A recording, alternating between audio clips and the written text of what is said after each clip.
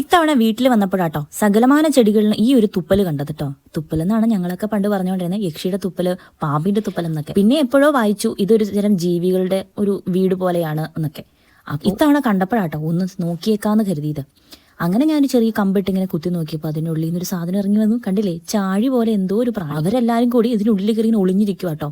ഞാനത് ആ ആർട്ടിക്കിൾ വായിച്ചപ്പോൾ കണ്ടത് ശത്രുക്കളിൽ നിന്ന് രക്ഷപ്പെടാൻ വേണ്ടിയിട്ടാണ് അവരിങ്ങനെ ഈ ഒരു കോട്ടിങ് ഉണ്ടാക്കി അതിനുള്ളിൽ ഇരിക്കണേന്നാണ് കേട്ടോ. അവർക്ക് പറക്കാൻ പറ്റുന്ന പ്രായമാകുമ്പോൾ അവരതിന്ന് ഇറങ്ങിപ്പോകും.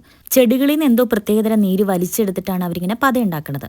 എന്തായാലും കണ്ടു ബോധ്യപ്പെട്ട ശേഷം ഞാൻ അവരെ അവിടെ തന്നെ വെച്ചിട്ട് എൻ്റെ പണിക്ക് പോന്നു കേട്ടോ. മുറ്റത്തോട്ട് ഇറങ്ങി ആമിക്ക് 100,000 ആവശ്യങ്ങളാണ് കേട്ടോ.